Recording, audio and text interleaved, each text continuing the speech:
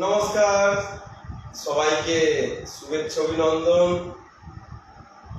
আজকের আমার সোশ্যাল মিডিয়ার মাধ্যমে যারা দেখতে পাচ্ছেন, যারা মিডিয়ার বন্ধুদের মাধ্যমে আমাকে দেখছেন, প্রত্যেককে অনেক অনেক শুভেচ্ছা অভিনন্দন। দেখুন, আজকে মূলত আমার সোশ্যাল মিডিয়ার মাধ্যমে বা আজকের মিডিয়ার মাধ্যমে আজকের এই সাংবাদিক বৈঠক করার একটাই কারণ, কয়েকদিন আগে সাবির বাবু কয়েকটা প্রশ্ন করেছিলেন বিজেপিদের উদ্দেশ্যে। আমিও তার উদ্দেশ্যে উত্তর দিয়েছিলাম, সৌভাগ্যক্রমে তার কাছে সেটা পৌঁছে যায়। তার পরিপ্রেক্ষিতে উনি আবারও কয়েকটি প্রশ্ন করেছেন, উনি আশা রেখেছেন যাতে এরকম উত্তর আমরা যেন পাই। আমি ওনার উদ্দেশ্যে বলছি, সাবির বাবু শুনুন, আপনি বলেছেন নির্বাচনের আগে মানুষের সাথে মানুষের কথা বলতে দিত না, মানুষের সাথে মানুষের মিশতে দিত না, ঘর বাড়ি যারা ভেঙে দিয়েছিল, এইরকম একটা রাজনৈতিক পরিবেশ ছিল। সাবির বাবু, আপনি দয়া করে সেই সমস্ত সাধারণ মানুষকে বলুন যে এটা কাদের দৌলতে আজকের এই পরিবেশটা তৈরি হয়েছে, এটা আপনি আগে মানুষকে তুলে ধরুন। এই কথাটা আগে মানুষকে বোঝান। আমরা যেটা বারবার বলে এসেছি, এখনো আপনাদের বলছি, ভারতীয় জনতা পার্টি পশ্চিমবঙ্গে ক্ষমতার আসার পর এতদ অঞ্চলের মানুষের প্রথম যে অধিকারটা পেয়েছিল সেটা হচ্ছে বাক স্বাধীনতা। সেই বাক স্বাধীনতাটা আপনারা পেয়েছেন বলে আজকের আপনারা আপনাদের সভা সমিতি, ফ্ল্যাগ, ফেস্টুন সমস্ত কিছু করছেন।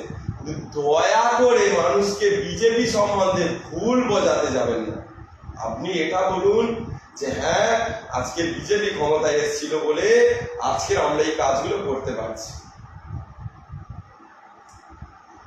উনি বলেছেন যে যারা মানুষের ঘর বাড়ি ভেঙে দিয়েছিল তারাই এখন বিজেপির হয়ে কাজ করছে।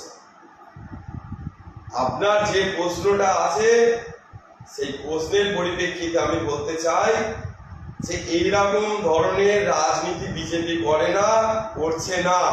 মাননীয় শ্রমিক ভট্টাচার্য মহোদয়, যিনি পশ্চিমবঙ্গের বিজেপি রাজ্য সভাপতি আছেন, তিনি বলে দিয়েছেন যে এই রকম ধরনের কাজ যারাই যুক্ত থাকবে তাদের পার্টি থেকে উপযুক্ত শাস্তি দেওয়া হবে।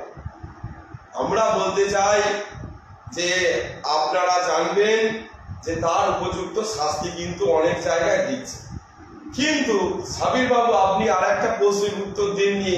আমি আশা করবো আপনি এর পরের ভিডিওতে অবশ্যই উত্তরটা দেবেন।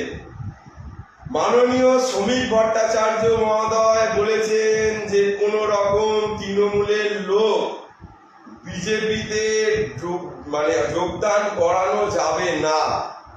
হ্যাঁ সাবির বাবু, আপনার কথা একটু হাসি লাগলো এই কারণে যে এই রকম ধরনের কথা আমি একবারও নওশাদ সিদ্দিকীর মুখ থেকে কেন শুনতে পাওয়া যাচ্ছে না, তার যদি একটু ব্যবস্থা করেন সাবির বাবু, আপনাকে আমি জানাতে চাই আপনি উচ্চতর কর্তৃপক্ষের সাথে কথা বলুন যে এই একই শব্দ যেন নওশাদ সাহেবও এর উত্তরটা দেয় যে কোন রকম তৃণমূলের লোক, কোন রকম তৃণমূলের পঞ্চায়েত সদস্য, কোন রকম কেউ না যেন আইএসএফ এর জন্য দরজা খোলে।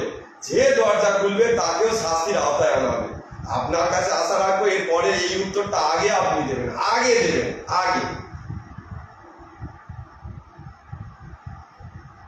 আপনি বলেছেন যে সমগ্র ক্যানিং পূর্বে এই রকম কাজ চলছে। সুজন বাবু, আপনি একটু খেয়াল রাখবেন। আমি একটা ছোট্ট জায়গার কাজ কোট করে বলছি, তারপর আমি অন্যদিকে আসছি। তারদা অঞ্চলের বেশ কয়েকটি বুথে যেখানে তৃণমূলের লোকেরা গিয়ে সাবির বাবু আইএসএফ করছে, তারও একটা কারণ আমি জলজান্ত উদাহরণ দিয়ে দিতে পারি। ভাটিপোতা উত্তর দক্ষিণ, আপনাদের উত্তরতন কর্তৃপক্ষের সাথে কথা বলবেন যে ভাটিপোতা উত্তর দক্ষিণে আইএসএফদের সাথে কারা ঘুরছে।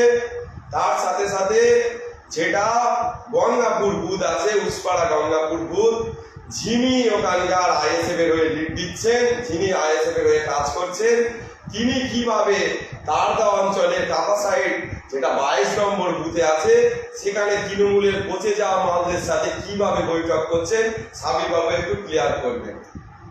এর সাথে সাথে আমি একটু কথা বলে যাই, সাবির বাবু আপনার কাছে আমার আবেদন থাকবে, আপনি যেহেতু আইএসএফ এর নেতা এখান থেকে লিড করছেন, তাই আপনাকে আমি প্রশ্ন রাখতে চাই যে দেখুন, ধর্ম যার যার, যে যার ধর্ম সে তার পালন করবে।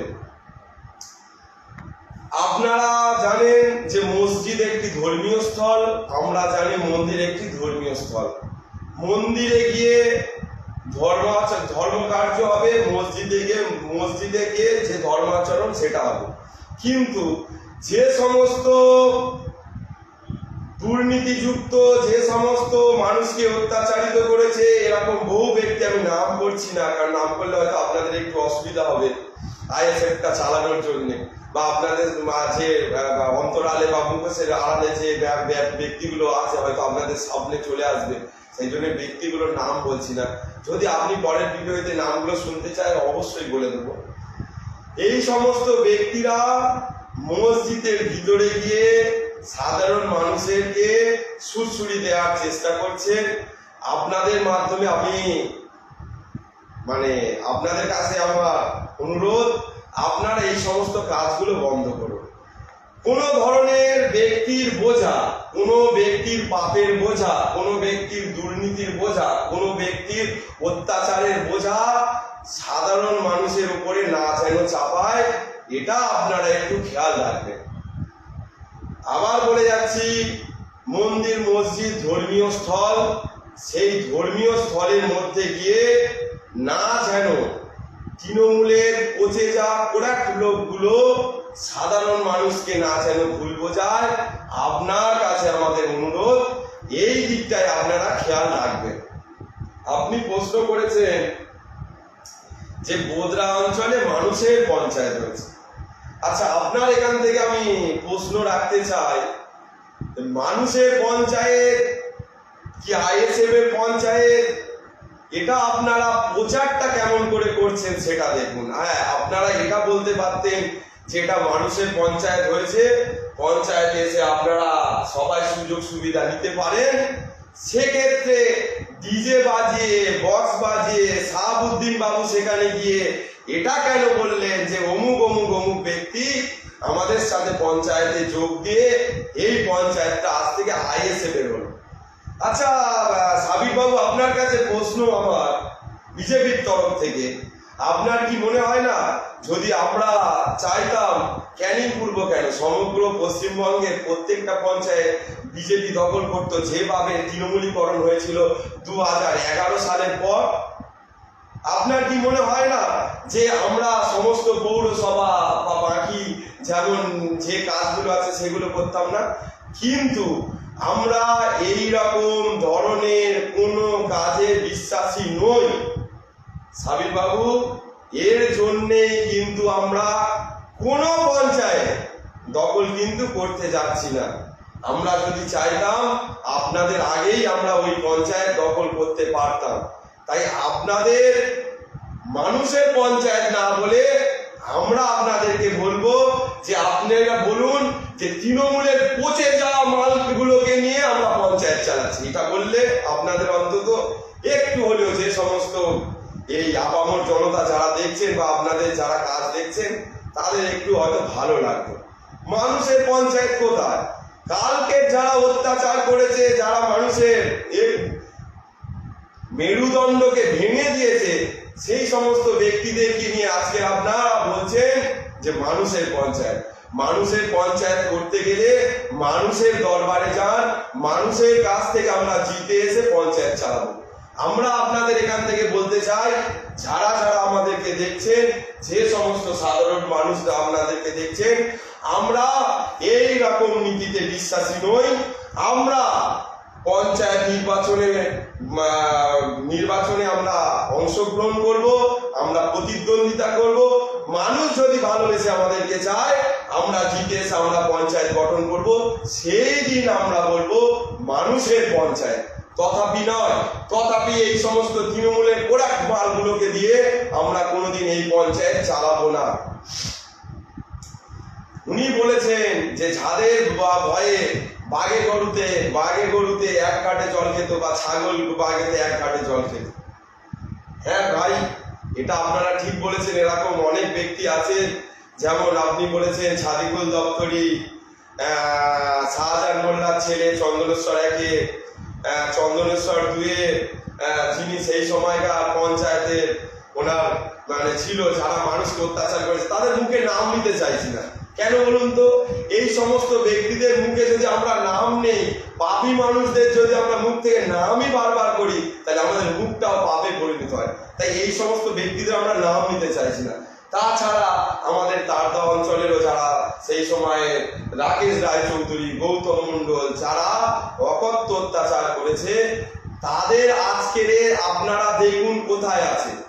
আপনারা বলেছেন যে আমরা যদি চাইতাম 2021-এ যারা ঘর বাড়ি ভেঙেছে আমরাও তাদের ভেঙে দিতাম।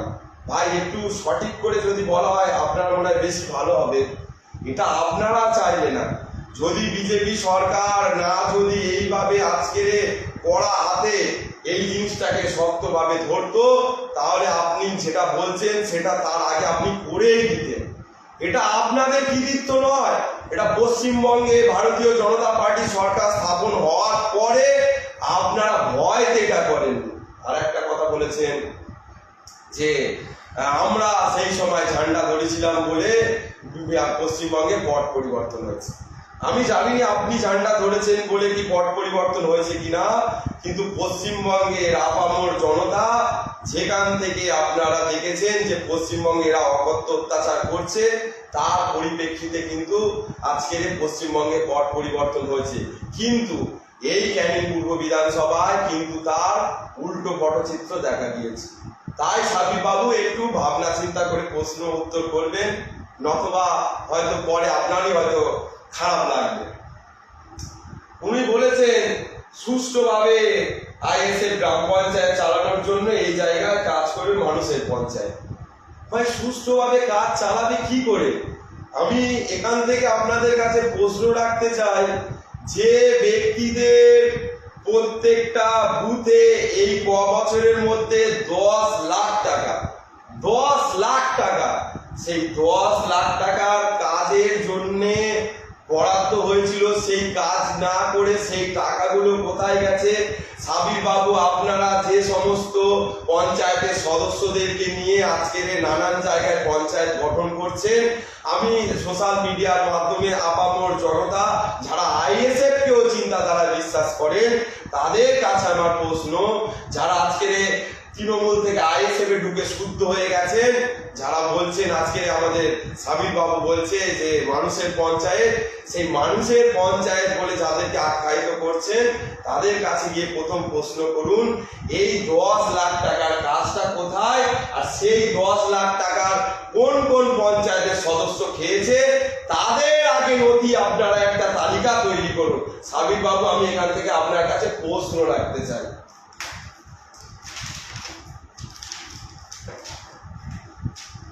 আপনি বলেছেন যে 2023-এর নির্বাচনে তৃণমূলের লাশের উপর দিয়ে রাজনীতি করে গেছে। ঠিক, এটা পশ্চিমবঙ্গে যারা সেই সময় মায়ের দুধ পান করতো তারাও জানে। কিন্তু সাবির বাবু, আপনার কাছে আমার প্রশ্ন, সেই সময়ে আপনি কয়েকদিন আগে গোদরা বাজারের ওখানে একটা জায়গায়, গোদরা বাজারের ওখানে যে বাস স্ট্যান্ড আছে, ওখানে রাত 1:30টার সময় আপনি একটা ভিডিও করে পোস্ট করেছিলেন যে আজকে আমরা রাত 1:30টার সময় এখানে আছি।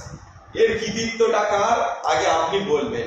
এই যে আজকের আইনের শাসন চলছে, এটা আপনি একটু উচ্চারণ করবেন।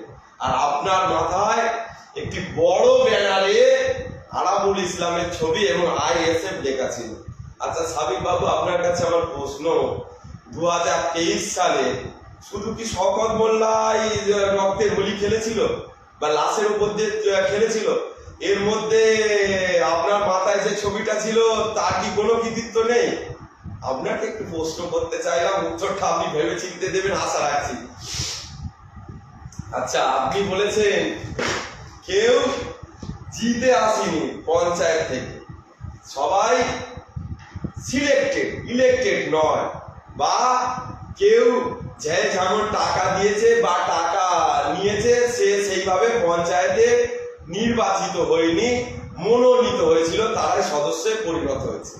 আচ্ছা সাবির বাবু, আমি এখান থেকে বলতে চাই যে যারা টাকা পয়সা দিয়েছে বা নিয়েছে, যারা এতদিন ধরে সেই টাকা পয়সা উসুলের চিন্তা ভাবনায় পঞ্চায়েতে লুট করেছে, আপনার মাধ্যমে আমার প্রশ্ন, তারা আরো 2 বছর এই লুট করবে না, তার গ্যারান্টি কি আপনি এই আপামর জনতাকে কি দিতে পারবেন? আপনার কাছে আমার প্রশ্ন। আর এর সাথে সাথে বিজেপি স্ট্যান্ডটাও আমি আপনাকে জানিয়ে দিতে চাই, এই রকম ব্যক্তিরা লুট করেছে বলে কিন্তু সারা পশ্চিমবঙ্গ ব্যাপী মানুষ যাতে, যারা বিজেপির আশ্রয়ে যাতে না আসতে পারে, সেই জন্যে মাননীয় শুভেন্দু অধিকারী মহোদয়, মাননীয় শ্রমিক ভট্টাচার্য মহোদয় বলে দিয়েছে যে এই রকম ব্যক্তিদের জন্যে বিজেপির দরজা বন্ধ। আপনি একটু এই উত্তরগুলো দিলে ভালো হয়। উনি বলেছেন যে আমরা সর্বভারতীয় দল। দেখুন, সর্বভারতীয় দল বলে আমরা সর্বভারতীয়, যেমন আমাদের আদব কায়দা, আমাদের একটা স্টাইল আছে, সেই স্টাইলে কাজ চলছে। আমরা এইরকম ধরনের ব্যক্তিদের আমরা নেব না, তৃণমূলের পচে যাওয়া মালদের নেব না, তৃণমূলের পঞ্চায়েত সদস্যদের বিজেপিতে নেব না। কিন্তু ভাই, আপনারা এমন একটা দল থেকে এসেছেন, এমন দলের আজকে নীতি আদর্শ দাঁড়িয়ে গেছে। আজকে প্রত্যেকটা আইএসএফ এর নেতাদের মুখে একটাই কথা হচ্ছে যে আমরা পঞ্চায়েত করব, আমরা পঞ্চায়েত করব। ভাই, আমরা যদি 2 বছর ওয়েট করতে পারি, আপনারাও ওয়েট করুন না, ময়দানে লড়াই হবে।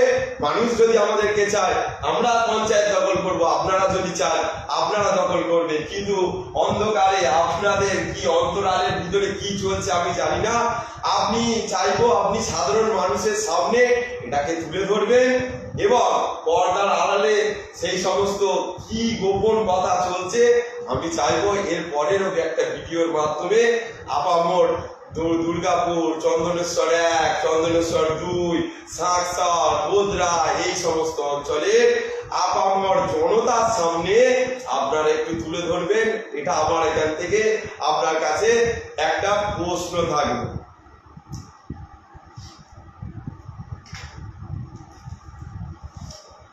উনি একটা কথা বলেছেন যে শুভেন্দু অধিকারী মহোদয়, অর্জুন সিং, তাপস বাবু প্রত্যেকে তৃণমূলের রাজনৈতিক দল থেকে এসেছেন।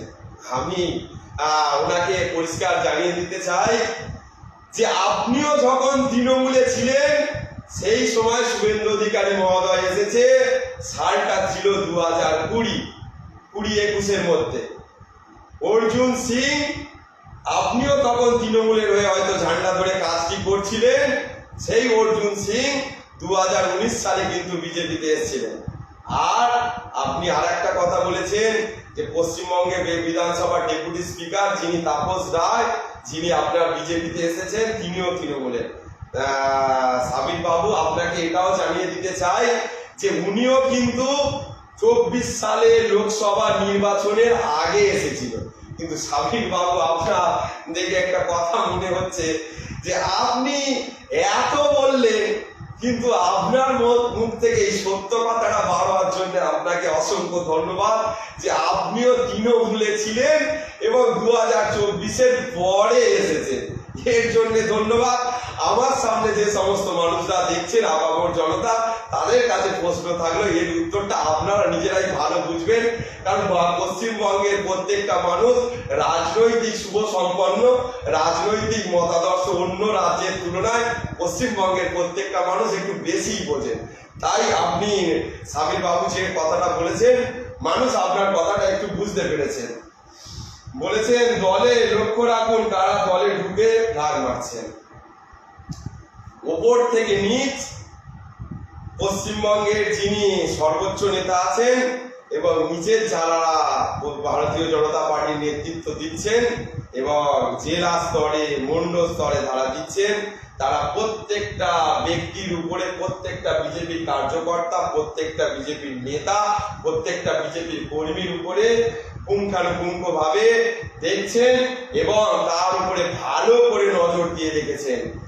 তার জলজ্যান্ত বড় বড় প্রমাণ আপনারা দেখছেন সোশ্যাল মিডিয়ার মাধ্যমে, খবরের মাধ্যমে, যে প্রায় প্রতিদিন মন্ডল স্তর, সেটা আপনারা মন্ডল হয়তো বললে বুঝবেন না, আপনাদের কথায় ব্লক স্তরীয় এবং জেলা স্তরীয় নেতাদেরকে কিন্তু সাসপেন্ড হচ্ছে।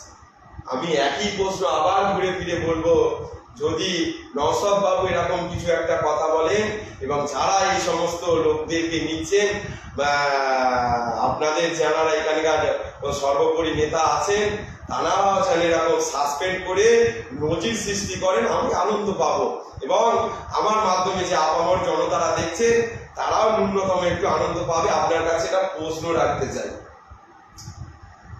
উনি বলেছেন যে আইএসএফ এর নীতি আদর্শ নিয়ে চলি, সেটা তো অবশ্যই আইএসএফ এর নীতি আদর্শ নিয়ে চলবে না। আপনারা আপনাদের নীতি আদর্শ আছে, বিজেপির নীতি আদর্শ আছে। বিজেপির নীতি আদর্শ আমরা প্রথম আগেই বলে যাচ্ছি, আমাদের প্রথম দেশ, তারপরে মাটি, তারপরে পার্টি। আমাদের সর্বোচ্চ দেশ, আমরা দেশকে ভালোবাসি, দেশের প্রতি আমাদের সবসময় জীবন আগে থাকে, তাই আমরা সবসময় বলি ভারত মাতা কি জয়, বন্দে মাতরম। এটা আমাদের নীতি আদর্শ।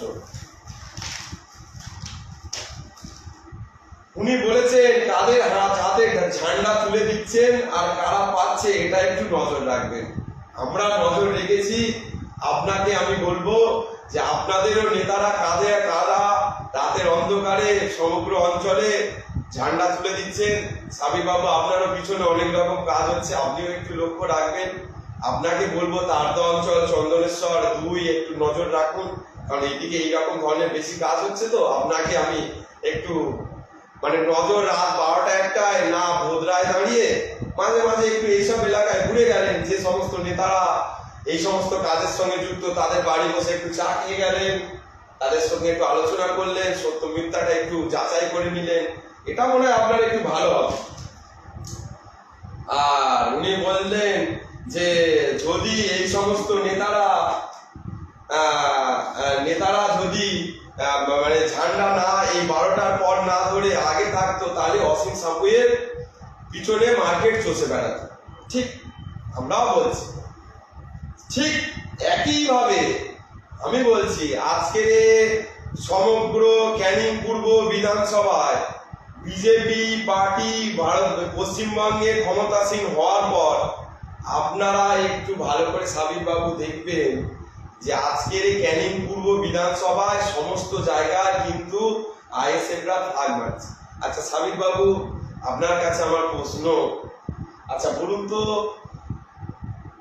এই 2026-এ নির্বাচনের আগের দিন পর্যন্ত চন্দনেশ্বর 1, চন্দনেশ্বর 2, তারদা অঞ্চল, শাঁকচর, দুর্গাপুর, বোদরা, মঠের দিঘি, কালিকাতলা, তাম্বুলদহ 1, তাম্বুলদহ 2, দেউলি 1, দেউলি 2, কতটা ফ্ল্যাগ দেখা যেত, কতটা ব্যানার পোস্টার দেখা যেত, কতটা কি দেখা যেত। কিন্তু ভাই আজকের সেইখানে কি করে ফ্ল্যাগ দেখা যাচ্ছে, কি করে ব্যানার দেখা যাচ্ছে, কি করে পোস্টার দেখা যাচ্ছে? ভাই একটু আপনারা এইটাও উত্তরটা দেবেন। আশা করি পরের ভিডিওতে এই উত্তরটা দেবেন যে ওইখানে ওই লোকগুলো কোথায় থেকে এলো, একটু উত্তরটা দেবেন। আপনাদের কাছে আমি আশা রাখছি।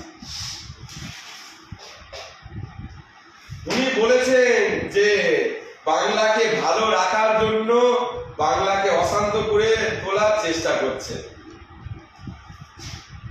আপনাকে আমি বলছি, পশ্চিমবঙ্গে যতদিন বিজেপি সরকার থাকবে, পশ্চিমবঙ্গে যতদিন ভারতীয় জনতা পার্টি সরকারকে এই বাংলার আপামর জনতা যতদিন সমর্থন জানাবে, আপনাদেরকে আমি আশ্বস্ত করছি যে আপনাদের চিন্তা করার দরকার নেই। বাংলা ভারতবর্ষকে পথ দেখাবে, এইভাবেই সরকার চালানো হবে। আগামী দিন বাংলা ভারতবর্ষের মধ্যে 1 নম্বর হবে, সেই রকম ভাবে পথ দেখাবে। বাংলা সবার কাছে আবার সেই গৌরবের জায়গায় ফিরে আসবে, সেইভাবে পশ্চিমবঙ্গে সরকার, ভারতীয় জনতা পার্টি সরকার চালাবে। এই অশান্ত, খারাপ, হেন তেন, এটা বিজেপির কালচার নয়, বিজেপির কৃষ্টি নয়, বিজেপির সংস্কার নয়। আমি অন্য রাজনৈতিক দলের কথা বলতে পারবো না। উনি বলেছেন 1 সেকেন্ডের জন্য মানুষ যদি বিশ্বাস করে না, ঠিক। উনি বলেছেন যে তৃণমূলের যে সমস্ত ব্যক্তিরা আছে তাদেরকে সাধারণ জনতা 1 সেকেন্ডের জন্য বিশ্বাস করে না। আচ্ছা সাবির বাবু, আপনি ঠিকই বলেছেন, তাহলে কি করে আরাবুল ইসলামকে মানুষ বিশ্বাস করলো একটু জানাবেন। আমি নিজের নেতাদের কথা ভুলেই গেলাম। কি করে সাবির বাবু, ভাইজান তো এতদিন একটাই ছিল, আপনাদের কাছে শুনেছি নওশাদ সিদ্দিকী, এই ছোট ভাইজানটা কি করে আপনারা মানুষের সামনে লঞ্চ করার চেষ্টা করছেন, একটু জানালে ভালো হয়। সাবির বাবু একটু জানাবেন। সর্বোপরি যারা আমাদেরকে দেখছেন, যারা আপামর জনতা, সাধারণ মানুষ যারা দেখছেন, যারা শুনছেন, তাদের কাছে আমার একটি প্রশ্ন। সাবির বাবু এবং আইএসএফ এর দলের তরফের কাছে আমার প্রশ্ন। বারবার উনি বলছেন যারা 2021-এ ঘর ভেঙেছে, যারা 2021-এ মানুষের অত্যাচার করেছে, সব করেছে। আমি এখান থেকে আপনার কাছে প্রশ্ন রাখতে চাই, ওই ঘর ভাঙার দলের মধ্যে সাবির বাবু ছিল না তো? সাবির বাবু ছিল না তো? সাবির বাবু ছিল না তো? আপনাদের কাছে আমি প্রশ্ন রাখলাম। নমস্কার, যারা দেখছেন, যারা আমাদের সঙ্গে এতক্ষণ ছিলেন, শুনছিলেন, আপনাদেরকে সবাইকে শুভেচ্ছা, অভিনন্দন। আসুন ক্যানিং পূর্বকে একটা সোনার ক্যানিং পূর্ব তৈরি করি, যেখানে একটি মডেল হিসেবে আমাদের আশা আকাঙ্ক্ষা, একটি মডেল হিসেবে তৈরি করা। ক্যানিং পূর্বের যে নাম এতদিন নষ্ট হয়ে গেছিল, সেই নামকে আবার পশ্চিমবঙ্গের বিধানসভায় যাতে উজ্জ্বল হোক, যাতে মানুষের সামনে একটা উন্নয়ন, একটা পরিকাঠামোযুক্ত, একটা সুষ্ঠু, একটা ভদ্র রাজনীতির পরিবেশ এবং একটা বিশাল জায়গা তৈরি হোক। কারণ ক্যানিং পূর্বের মধ্যে লেদার ইন্ডাস্ট্রি আছে, ক্যানিং পূর্বের মধ্যে আমাদের টুরিস্ট স্পট আছে, ক্যানিং পূর্বের মধ্যে আমাদের পিকনিক স্পট আছে, ক্যানিং পূর্বের মধ্যে আমাদের কৃষকরা আছে, পাট চাষ করে, নানান রকম চাষ করে। আমাদের এখানে শস্য শ্যামলা সমস্ত কিছু নিয়ে যে ক্যানিং পূর্ব, সেটা আগামী দিন যাতে বিধানসভার মাধ্যমে মানুষের সামনে তুলে ধরা যায়, সেই লক্ষ্যে সমস্ত ক্যানিং পূর্বের যুব সমাজকে এগিয়ে আসার আহ্বান জানিয়ে আমার বক্তব্য যারা শুনছিলেন সবাইকে আরো একবার শুভেচ্ছা, অভিনন্দন জানিয়ে, সাধুবাদ জানিয়ে সবাইয়ের কাছ থেকে নমস্কার। বন্দে মাতরম, ভারত মাতা কি জয়, বিজেপি জিন্দাবাদ।